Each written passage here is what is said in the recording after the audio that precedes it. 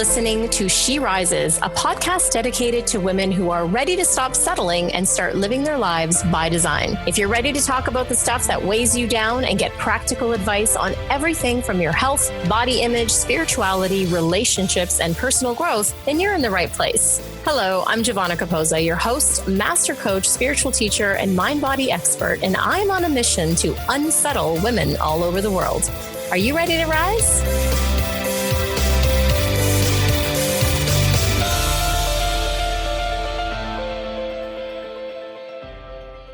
Hello and welcome to the show. I'm Giovanna, your host, and I'm so excited to have you with me again today for another amazing episode of She Rises. I am here with the phenomenal Jivi Saran, and I'm so excited to have her on the show today. Jivi Saran is a corporate mentalist, and I just absolutely love that whole branding and wording, and we're going to find out exactly what does that mean? What is that? So she describes herself as a true corporate mentalist. Jivi Saran uses insightful business strategy, her highly developed observational skills, and mental perception of thought processes for discerning the truth about an organizational team to gain powerful creativity, focus, and productivity. She has an extraordinary mind for improving conditions across an organization and has developed some of the most sophisticated and powerful models of leadership, organizational strategy, and mindset improvement throughout her Corporate Soul program. Jivi Saran and her unique set of skills and offerings is changing the game for organizations around the world and is revolutionizing the way organizations create business strategy. And I can just only echo those statements from my conversations with Jivi before this podcast and from my personal experience of having a session with her. I'm so excited to expand on this and have her on the show. Jivi, welcome to the show. I'm so happy to have you here. I am so honored to be here. Thank you so much. Yeah. So, I know I'm reading this bio and I love your whole brand. And I know there's people out there going, what the heck is a corporate mentalist? So tell us, and actually before you even go there, because I think what's going to really paint the picture is if you start sort of, maybe not at the very beginning, but start at the beginning, because you've had quite the career in corporate with organizational strategy and leadership, and maybe paint the picture starting from there and how it is that you got to be a corporate mentalist. Yeah, you bet. Thank you. So my background was in healthcare. I'd spent almost 3 decades in strategic leadership roles, and particularly in organizational development type of work. So leadership, conflict resolution, team dynamics, all of that OD type of work, and in leadership roles myself. So I had the luxury in my last 10 years of experimenting with a particular team in which we could provide any type of resources to ensure that this team was high performance. And one of the things, Giovanna, that was happening simultaneously was that I was on this spiritual journey myself, and that journey was all around, who am I? So we often ask ourselves this question at different points of our life, and I had been asking that question of myself for the last 17 years, more from a personal perspective. And of that 17 years, the last 5 years, as I came into understanding, okay, well, who am I in the world? And then I got really intrigued by who am I in the workplace? And what I was finding was that we had this very strange concept that existed in the workplace that was leave your problems at home. And I found that people were not leaving their problems at home because innately we bring our problems with us. We just mask them in this pseudo costume that we wear. So in this beautiful forum over the last less than a decade, in my last project, I started to experiment. What does it mean if we accepted the whole person into the workplace, the good, the bad, and the ugly days? What does that mean for leadership? And so that really started a 6-year project in which we started mindfulness programs. We started Golden Nuggets series. We started this whole softer skills nurturing of individual people amidst a team. And what we started to discover was that as we nurtured the individual started to nurture the business strategy in a way that just exceeded our expectations, in the ways of 100% retention rates. Our goals were met 30 to 40% above the goals that we had set every year consistently for 6 years. We had lineups of high caliber people that wanted to work for us in our organization. And a funny story, I was interviewing someone regarding a leadership role, and she said to me, I don't care, Jivi, if I have to be a janitor in this organization, but I really want to work here. That says a lot. It says a lot. And she was, of course, in a leadership role that she had applied for. And I remember that moment of just stepping back and saying, man, we're doing something right here. We're actually implementing nurturing of the energetic person and allowing people to have authenticity and creativity in a way that we would have never experienced before. So that started my journey into 2 years ago. I left my role in healthcare and decided to go into the business that you're seeing now, which is the Corporate Mentalist. And the Corporate Mentalist, the role of the Corporate Mentalist is to go into an organization, ask people questions to the depth of who they are as a person, wait for them to respond physically as well as non-physically, and then get to the depth of where they are at as an individual very quickly, based on what I'm seeing and hearing and observing. Now, where that gets an organization is that they have a deeper understanding of what is going on in their organization from a root perspective so that the changes they make are more sustainable long term. I have so much to say. That's so amazing. So, I mean, it's funny because there's part of me that's sitting here going like, wow, this is so amazing. It almost feels revolutionary. And then there's another part of me saying, duh, we're human beings.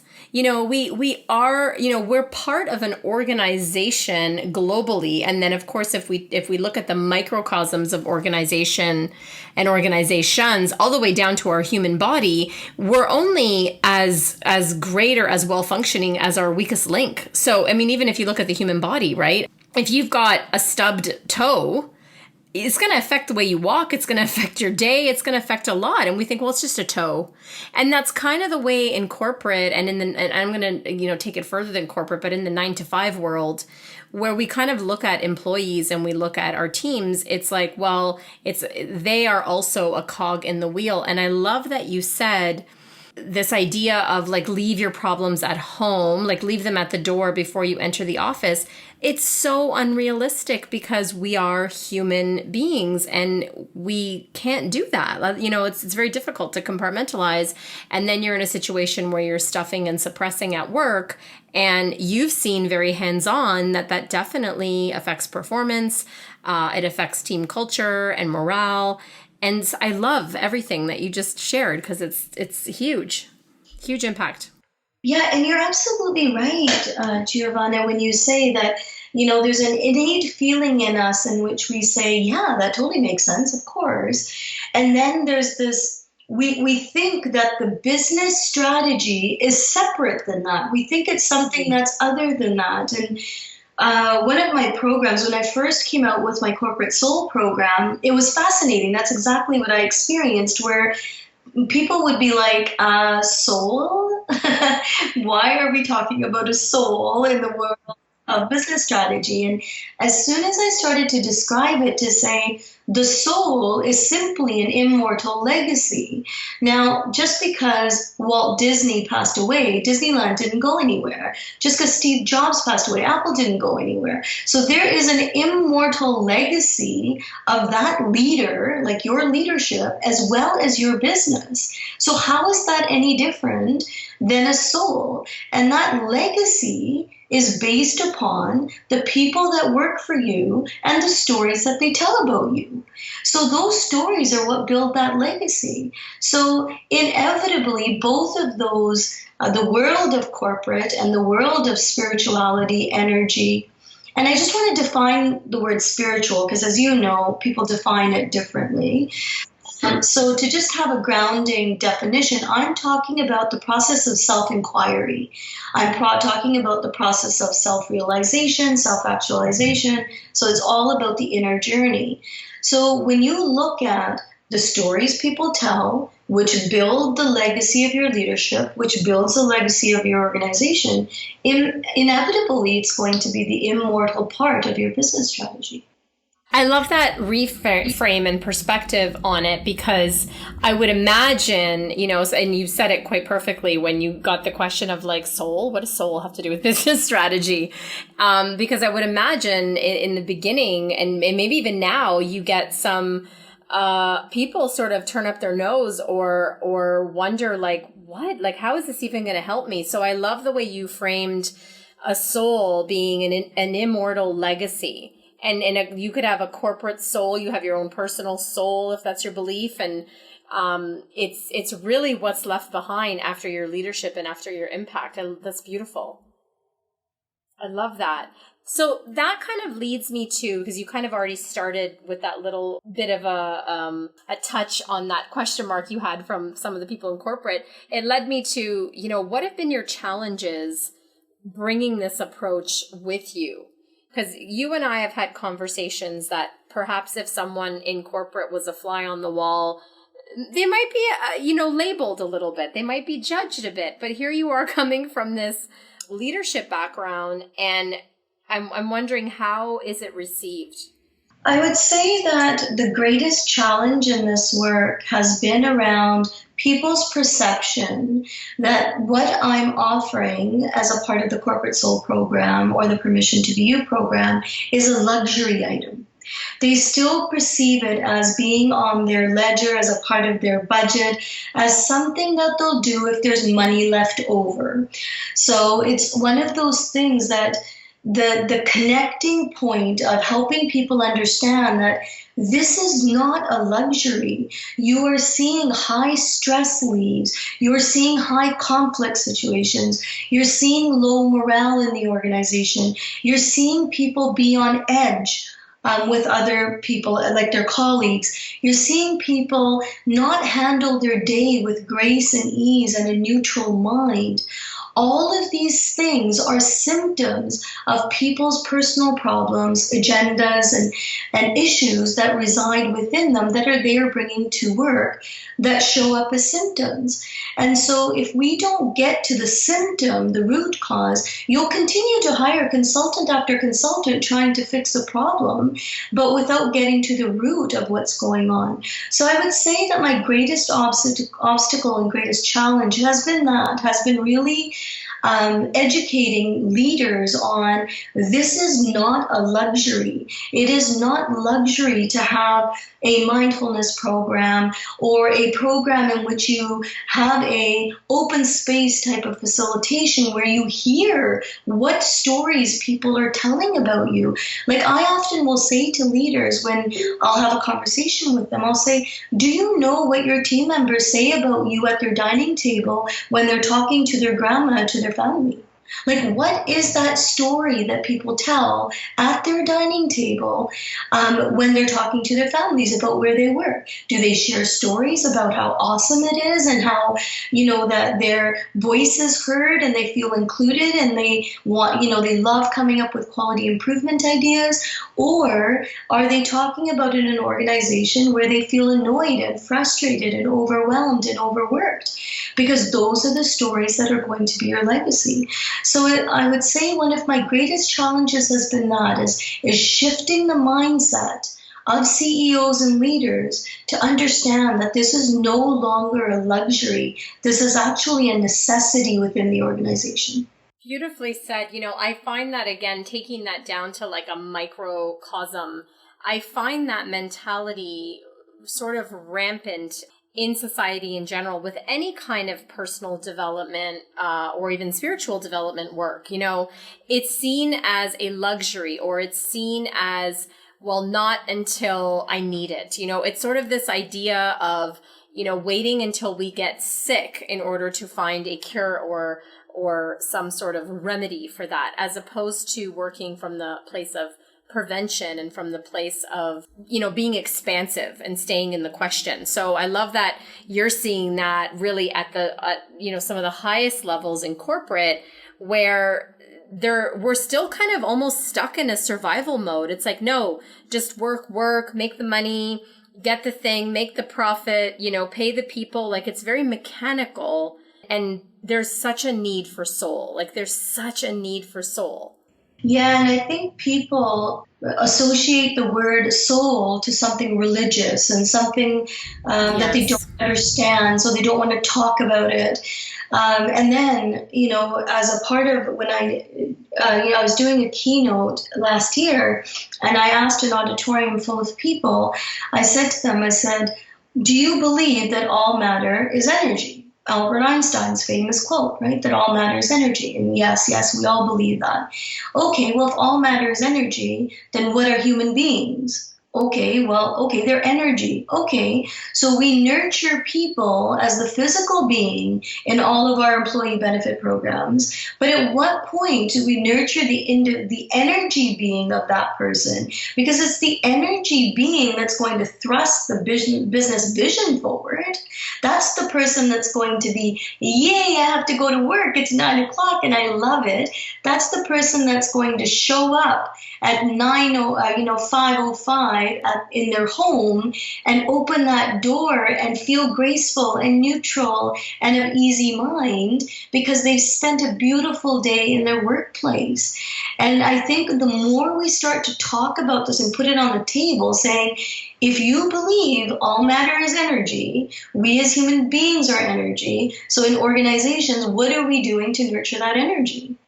Totally. And, I see this too as like such a bigger issue as well. Like it's really an issue of our humanity, and how are we nurturing each other and being in our humanity and making, not allowances that are detrimental, but allowances that are nurturing for your employees. Like, not everybody, it's one of the pet peeves I have lately is online. There's every angle of become an entrepreneur and go live your dream and go do this. And there's this idea, and for some people, this is very true. It's very true for me in terms of escaping the 9-to-5. But the reality is, like, the world functions because there are businesses and corporations, and, not everybody can just take off and do that. And so there's no reason that we shouldn't be happy and fulfilled in those roles and in that life. And it's almost like we've accepted that, like, oh, that's the grind, and then this is the other thing. When I'm hearing it doesn't have to be. Beautifully said. And yes, it's about acceptance of where each person is at in that moment in time. I think we often forget because we're constantly being bombarded with information about, I can increase your profit margins, I can do this and I can do this. And it's indicative of a commercialized world that we live in which we don't feel like where I am right now is perfectly okay in this moment in time.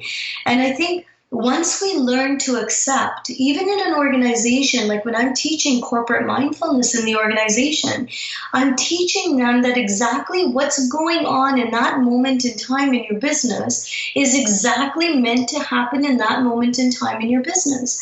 So even if something goes, not expected the way you want it to, or maybe it goes differently, maybe it goes down a tangent, but there is a beauty in that tangent. There's a beauty in going down a different pathway. And yet because we're so, I call it a fashion statement, Giovanna. Like it's almost like we use "I'm busy" as a fashion statement, and it's like I'm going to put on my busy suit today because that makes me credible and that makes me reputable. And yet, there is a beauty, a creativity that rests in just being in this moment without having any predictions into the future or without carrying around my past. So I love the way you verse that word humanity, because that's what it comes down to. As human beings, we are each here fully equipped with our own gift to take part in Project Earth. Like, this isn't about you or me. This is about something that's greater than us. And yet each of us are here fully equipped to do our part, whether we choose to work, in a fast food place serving food, whether we are the minister of something, whether, whatever role we're playing, but we're each here contributing to that Project Earth. Yeah, and really it's like how can leaders, this is why the subject of conscious leadership is so fascinating to me, is how can leaders start to nurture this and foster this with their employees, right? So that if you are, right from the person, like I love that person that came to be interviewed by you and said, I'll be the janitor, like right from the janitor all the way up to the C-suite, staff. How is it that we're nurturing the humanity in people and having really the best come out of them? Where my mind goes immediately is on the mind-body connection and what the actual physical cost is of living in a job or being in a job, because I've done it, I'm sure you've done it. A lot of people listening have been in a job or are in a job right now that is literally killing them or making them sick because of a lack of this paid attention to this topic. Yeah, and I can give you I'll give you an example of myself. So physically, Giovanna, I respond to stress and uncomfort through nausea. So I'll get digestive issues. So I'll get really nauseated. And a beautiful thing that my executive director used to do, and I was very authentic with where I was at, and it had become this joke where I used to work that GB has this nausea factor, and that's her check-in when she's not really comfortable. And so in a team meeting, I would go quiet, which is generally my first initial response to feeling stress. I'll go quiet. And my executive director would say, GB, what on a scale of 1 to 10, where are you in your nausea factor? And I would say, well, I'm feeling kind of an 8 right now. And he would say, okay, what is it that you need from us? And I would say, well, can you give me 15 minutes? I just want to go for a walk, get some air, and then I'll be back. And then I would come back and join that very meeting with clarity around, maybe it was team members that were impacting because of a change we were doing. Maybe I was worried about the single mom somewhere in a particular geozone that would be impacted in a different way. And yet I didn't know how to put words around it. So when you're working with a leader that is really in tune with all of these small, either your physical responses or GB going quiet, GB's nausea factor, whatever it is, it then all of a sudden becomes this beautiful thing that leaders can utilize as a part of their leadership strategy. Oh my gosh, I love that story in so many ways. Like, kudos to your executive director. To me, that is the very definition of conscious leadership. And if you were in an environment where the philosophy was, leave your problems at the door, no one would care if you're feeling nauseous or you're nervous about something coming up. Like, there wouldn't even be a dialogue open to something like that. Absolutely. Another example I can give as well, that I would call my executive director and I would say something like, I had a really tough situation. I don't need you to fix it. I just need you to listen. And I would go off into my little, feeling, of this is what happened today. And, I wish it could have gone differently. I would go off into whatever time frame. And then at the end, he would quietly respond and say, GB, is there anything that you need me to do about this in this moment in time? And I would say to him, nope, I'm done. I feel better. Thank you very much. I love that. I love it. Often we don't need something, but we need to know that our CEO or our leader, our executive director, whoever it is that we report to, has our back in that way. This is beautiful. And the thing that comes to mind right away, because I've had conversations with people at that level, and it's this idea of, I don't know, like I don't have the skills. And partly that's why we're having the conversation, but there's sort of like, I don't know how to handle a situation where an employee walks in or is having this difficult time. Because realistically, I mean, once you reach that level of leadership, whether, and let's say from management up to C-suite, like you're not really trained. That's not where the predominant focus of your career has been on, coaching skills and emotional intelligence skills. So I would imagine this is where you come in and people like you and myself. And so what would you say to that leader? Maybe they're listening to this podcast right now going, that's a great story, Jivi. And I would have no freaking clue if my, manager or staff member came in with that. A couple of things. For one, it's important to recognize that heart-centered conversations are not off the table in leadership. And so when you have a conversation from your heart, you cannot say something wrong. And, again, I'll give an example of myself where people would say to me, Jivi, how do you get away with half of the things you say to people? And I would say to them, it's because I have no other intention other than simply asking, and it comes from my heart. So, there was this one particular situation where I'd gone in to see somebody, and this gentleman was really mad, and I hadn't even entered his office yet, and he just spewed a whole bunch of anger for about 15 minutes, and I didn't enter his office. I stood outside the door, and after a while, I think he got tired of talking, and he moved his glasses down, and he looked up as though, is she still there? And I looked at him, and I said, I have to say, it must be really miserable to be you. Oh. And he looked at me, he says, what do you mean? I said, for all of the anger that you've spoken about in the last 10 to 15 minutes, it's been a year of you saying the same things. And if you do what you do, you get what you get. How about I enter your office and we change what you do so that you get something different? Wow, that's powerful.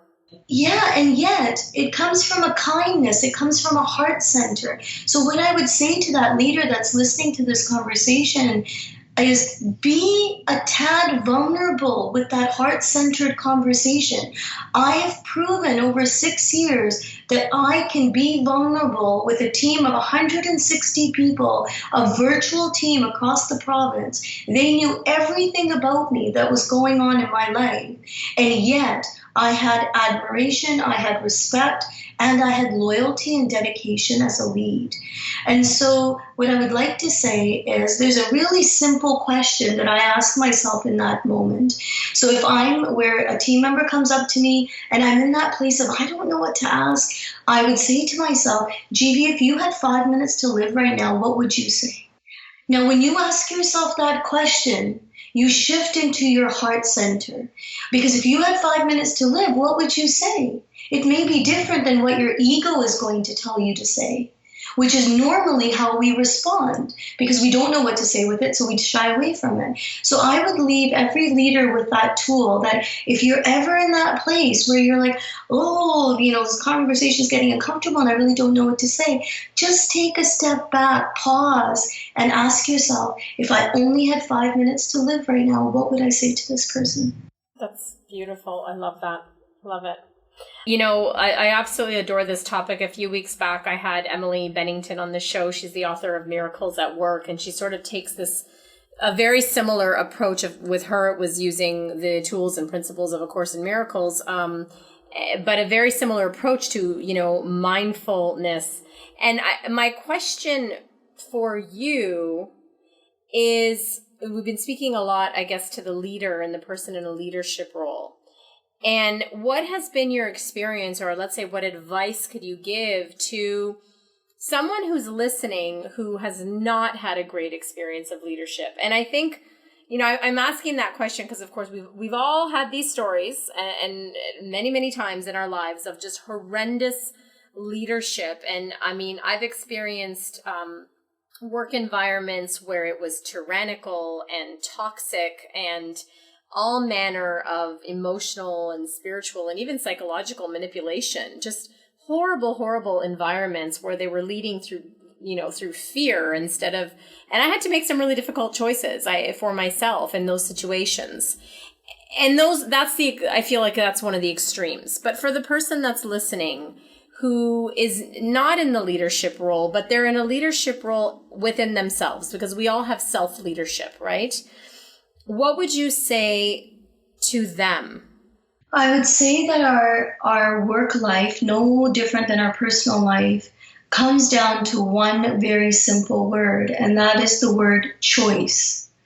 So very similarly to you, I was in a very toxic environment, many years back. And I felt that my soul was getting fragmented. And I remember leaving there. And when I left there, after 8 years of working there, I remember laying on my couch watching Jerry Springer, like I call them my Jerry Springer days, where I just had to completely disconnect from the world, because you sometimes don't even realize how toxic of an environment you're in until physical symptoms such as diabetes, hypertension, blood pressure, all of these things start to come to the forefront. And then we're left asking ourselves a question, how did this happen? Where did it come from? Not recognizing that we've been in this very toxic place. And so I would recommend to that person that you have a choice. You choose to stay in that type of an environment or not. And quite often, we're so scared of the unknown. We're afraid of, from a simplistic view, I was afraid of looking for another job. I thought, I really know this job really well. And, I can do another year. I'm off into my own little office, and it's not that bad. Like, we provide ourselves so much justification to stay somewhere where we're comfortable without recognizing the impact that it's having on our soul, our spirit, our physical body. And so I would say to that person that you have a choice. So you can choose to be there and try and exemplify the change that you want to see in your leader by acting and behaving that way yourself, or get off the pot. You don't need to be there. The world has 7.4 billion people, each and every one of us with our own genetic makeup, our own education, experience, life experiences, triggers, baggage, that make us that one magnificent, brilliant being. So by staying in that type of an environment where you are not happy and are borderline miserable, you are doing yourself and the world a disservice. Well said, and amen to that, sister. And I've heard all the yeah buts that come along with that, because I lived in a yeah but for a long time, and the yeah but is always about fear. It's financial fear. Well, where will I find another job, and how will I survive? And I would encourage anyone that's listening, acknowledge the fear. It's there. It's real. Don't not acknowledge it and not make a plan for yourself and be smart about it. But don't get stuck there. Don't get stuck spinning in that fear, because I for one wasted 5 years in a corporate office job, let's say. And I remember the day came when I was laid off. And I remember, there was part of me that was like, oh crap, what am I going to do now? I worked for government in a really sort of high, top secret clearance level. And my job skills were not really transferable because I couldn't really talk about what I did. And it was all this complicated thing. And I went into all this bubble. But the second the hammer dropped and I got laid off, I was like, oh, thank God. Like there was a part of me that was just so grateful. And because I waited so long, I was in a bit of a scramble. So I would encourage anyone that's listening, be smart, make a plan, get some coaching around it if you need to. And like you said, go, get out. You've only got the one life to live, depending on your beliefs, right? Exactly. Beautiful. So I wanted to dive a little bit into this topic from more of a personal perspective, if you're okay with that. Yeah, you bet. Because my curiosity, especially when we were first introduced, and I was introduced to the Corporate Mentalist, and I thought, oh my gosh, like how does this happen? And I know that you touched a little bit on that when you sort of started at the quasi beginning and said, you had always had a bit of a spiritual practice. But I wonder if you could share a little bit, the real sort of roots of what started this journey for you. And I ask because I think there'd be a lot of people listening that maybe they've dipped their toe into the whole spiritual thing. And they're, like you said, turned off because they associate it with religion, or it's fearful because, what the experience that they've seen in the world might be woo-woo to them. So would you share a little bit with us about your personal beginnings in this realm and sort of how that molded you? Yeah, you bet. So where it all began, actually, I could think back to even grade 4 when I was learning cursive writing, and I would continually write, "Who am I?" Like even in cursive writing, and maybe after this call, give it a try. But when you write "Who am I" in cursive writing, it's this beautiful flow within the letters themselves. And so I can think back to journals in grade 4 that continued to ask that question, and of course, unbeknownst to me as to why I was asking it. And then, having gone through an arranged marriage at the age of 16.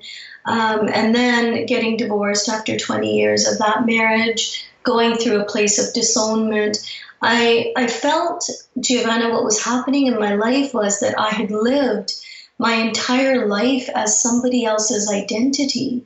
And, I was living for everybody else but me. And a couple of years ago, so I started this journey, and my journey was search, search, search, because somebody's going to tell you the answer, Jivi. If you go to that ashram in Belize, they'll tell you the answer. If you go to that spiritual conference in Goa, they'll tell you the answer. I've never done that, Jivi. I have no idea what you're talking about. If you go visit that hermit in Chennai, Jivi, he'll tell you the answer. And I was getting tired of nobody having the answer. It was like, okay, well, this sucks. I spent a lot of time searching for this answer. And it wasn't until a couple of years ago where the answer actually was that I have to frickin' do the work. Like, I think we search external to ourselves because we think somebody else is going to give us this magic potion, this elixir, this tonic that all of a sudden is going to make our life make sense. Yep. That's not what frickin' happens. It's like, people can act as mediums, like as conversations, coaches, as mentors, as guides. But ultimately, if you're not sitting down to do the inner work, you are constantly going to be that seeker. You're constantly going to be in search of something that you don't even know what you're searching for. So that's what happened with me. I was tired of the search. I was tired of not getting the answer. And my questions were so stupid. My questions were, what career should I take? My questions were, why am I not making enough money? My questions were, why are my relationships not flourishing? Like they were now when I look back, they were such mundane issues that I actually needed to connect with my soul script. That was the missing link. The missing link wasn't issues and wasn't unanswered questions about my relationship and finance and career and all these things that we talk about. It was really about my soul saying, hey, Jivi, let's have a board meeting and let's talk. Because I'm 10 steps ahead of you and I can probably help guide you into going where you need to go. Oh my gosh, perfect. I make a joke that for the first 36 years of my life that God was standing like on the sides with his arms crossed, tapping his foot, saying, just let me know when you want me to jump in here. Let me know. Right? Because we do that. We seek, and at the same time we want to control, and we think we got it until, life drops us on our butt, so to speak. And then we gotta we have to do the work. We don't have a choice because life has just dropped a bomb somehow.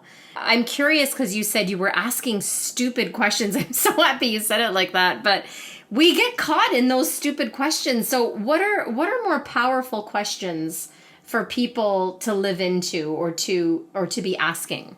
I started to ask myself questions such as, what gives me the greatest joy when I do something every day? So, for example, when I'm brushing my teeth in the morning, I will look in the mirror and I'll say, did my day give me joy yesterday?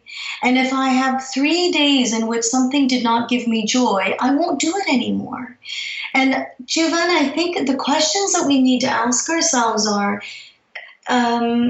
we don't come with this very visible expiry date that's stamped onto our physical body. And yet, mortality is a universal truth. So I think if we lead with, I am going to die, I recognize that that expiry date is stamped onto my physical body. It may be invisible, but it's there. Then how am I going to choose to live my life? Now, when you look at life from that acceptance of mortality, you come alive instead of living. And I think that for me, that coming alive came in my place of joy. It came in the place of, what makes my tears flow when I see something, because my heart is so expanded that I don't know how to handle my emotions. When somebody sends me a little notice saying, Jivi, the conversation we had yesterday has completely shifted the way I view my life. That's what I live for. It's not about the money that's attached to that. That is all beautiful because money is the means goal to get me to my end goal, but it's not my end goal. So I actually had the cart backward. I was asking the question of, how do I make more money, which is my end goal, but I wasn't talking about the means to get there. So I would say to anybody that's listening, that's in this place, define that what you're wanting to do in your place of joy is your means to get to the end goal of abundance, of a wealth, whatever it is that you desire. But keep the end goal and the means goal very distinct. Oh my gosh. Amen again. Like hallelujah, as Oprah would say. Honestly, I think I've said amen so many times in this conversation. If you guys listen back, make it a drinking game. Every time I say amen, take a shot. Because spot on. We just have our priorities ass backwards in our society. And I love every ounce of what you said there, because we often focus on, if not always focused on, the survival piece, right? The means, the money, how am I going to pay the bills? And you're right. Those are real things. It's not like we're living in a bubble saying, well, don't focus on that. Just focus on fairies and butterflies. Of course, those are things that are a part of it. And yet if they consume your entire focus and your entire life, there's no possible way you can live from a place of joy. I was listening to you speak, and I was thinking about one of my clients in particular, but it really applies to all of them. But, just having checked all the boxes, right? She checked the box for career, and she checked the box for marriage, and she checked the box for kids, and she checked all the boxes until she got to the bottom of the list. She'd never checked her own box. And now she's unfulfilled. There's turmoil. She's not knowing what's next. And because, this is how we live. We live from checking off these imaginary, stupid boxes, and we forget that you're right. There's some imaginary date stamped on my ass somewhere. And I don't know when that's going to come or when that's going to be. Yeah, Giovanna, it's like, I always joke. I say it's really easy to be a hermit at the side of a cave somewhere where you don't have dysfunctional families and you're not working full time and you don't have, a boss that you're trying to deal with or a colleague you're in. It's really easy to sit at the side of a cave where you don't have all of these things going on. But the reality is, how can you live the monk life, the hermit life, but within the reality of what we live? That's the beauty. It makes me think of that quote. I think it was Ram Dass that says, if you want to know how enlightened you really are, go spend a week with your family. Yeah. I laughed at that because I actually went and spent 2 weeks with my family, and the first week was a breeze. It was the second week that almost killed me. So I was going to write a letter to whomever controls the quote department to say, we need to amend that quote. It should be 2 weeks. But it's true. Like it is about, real life and being in it, and one of the things a few weeks back, I recorded a podcast about health and what health means. And it's about this flexibility of being in it and out of it and in it and out of it. And when I mean it, I mean life, and not getting stuck in a place or jammed up, because that does manifest. And I think that in essence, that's what your program and what your philosophy with corporate and the corporate soul is really speaking to, is just health and things being holistically regarded instead of compartmentalized. Yes, indeed. And I'll add to that, it's about building wealth with a different intention. Oh, beautiful. I love that. I love that. It's not just like as much a profit margin of a business is also a part of the legacy. If you're not profiting, you're not able to grow your teams, you're not able to hire different team members, you're not able to build employee programs. So it's a different way of building wealth. I love it. And like literally, if I had a microphone, I would do microphone drop right now. Bang. Shebang. That's like it. Oh my gosh, I absolutely, we're literally at time. This conversation flew. So great having you, Jivi, not just on this show, but in my life. You're a joy to be around and to speak to, and the wisdom that flows from you is just, it's such a joy. So I really want to thank you for being on the show and for being in my life. And this is one of the joy moments that I talk about. Like right now, if you could see my face, like my heart feels like this light is just shining through my chest, and I'm getting kind of teary because obviously our soul contracts have brought us together, and you have been such a blessing in my life. And I don't even have words. Like the English language falls short sometimes for the gratitude that I feel towards people. And it's because of your forum that I'm able to get what's in my heart out to more people. And so thank you so much for allowing this platform.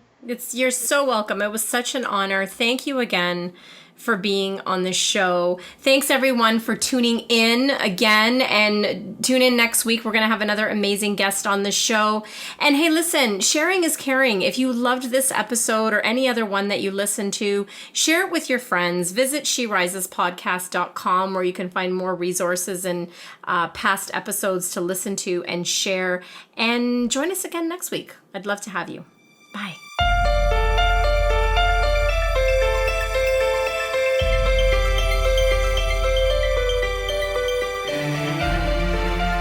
Thank you so much for tuning in, and keep rising, everyone. For books and resources related to today's episode, make sure you head over to SheRisesPodcast.com, and I'll see you there. If you've enjoyed today's episode, make sure you tune back in next week when I dive into more juicy topics to help make your life the best it can be. And hey, if you've enjoyed listening to the show and you love it, head on over to iTunes and leave me a rate and review and subscribe there to the show.